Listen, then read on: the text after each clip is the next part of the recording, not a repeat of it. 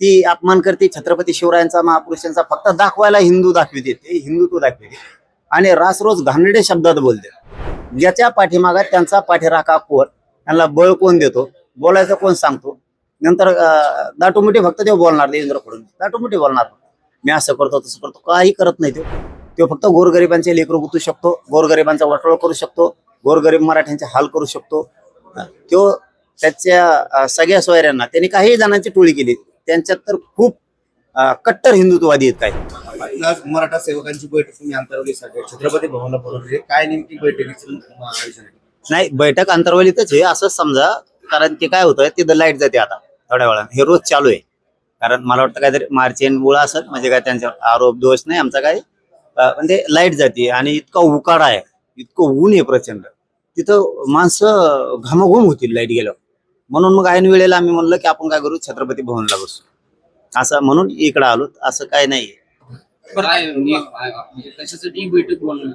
काय होतं बरं का, आम्ही एकत्र आलोय, मराठा समाज एकत्र आला, राज्यातला करोडो समाज एकत्र आला, पण लोकांच्या अडीअडचणी जाणून घ्यायला प्रत्येक गावात एक माणूस असला पाहिजे समाजाच्या हाताखाली काम करण्यासाठी. सेवक म्हणून, आम्ही नौकर म्हणून, त्यात समाधान आहे. समाजाच्या अडीअडचणी सोडून लय अडचणी येतात, शाळेतल्या मुलाच्या अडचणी आहेत, मुलीच्या अडचणी, शेतीच्या अडचणी येतात, दवाखान्याच्या, पोलीस स्टेशनच्या, तहसीलच्या येतात, अनेक अडचणी आहेत. पोरं दुसऱ्या शहरात शिकायला जातात, आता पुण्यासारखे मुंबईसारखे शहर आहेत, अडीअडचणी आल्या तर सांगायचा कोणाला.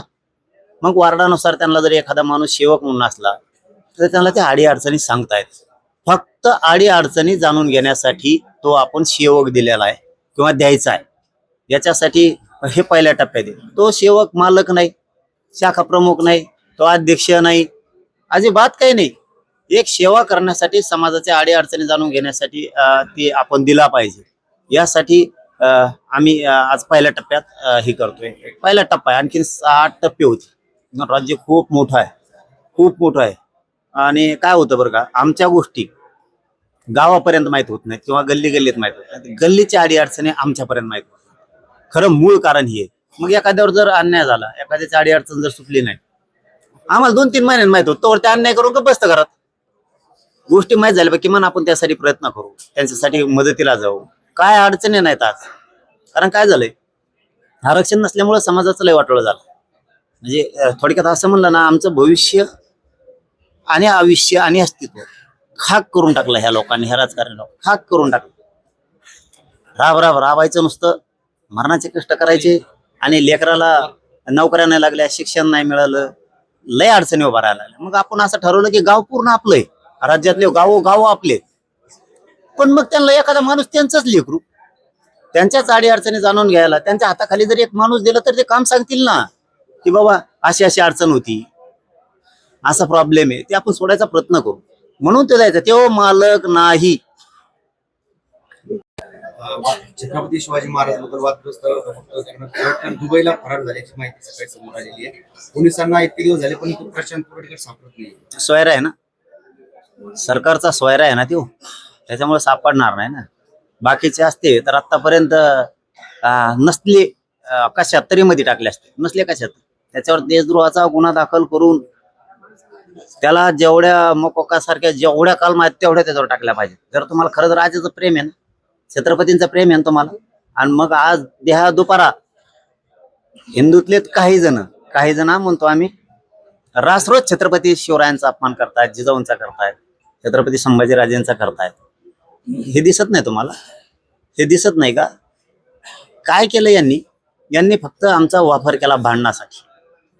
फक्त माझ्या मराठा समाजाचा यांनी भांडणासाठी वापर केला आणि यांच्या राजकीय पोळ्या बाजून घेतल्या. माझ्या समाजाचं वाटोळ करून टाकलं यांनी.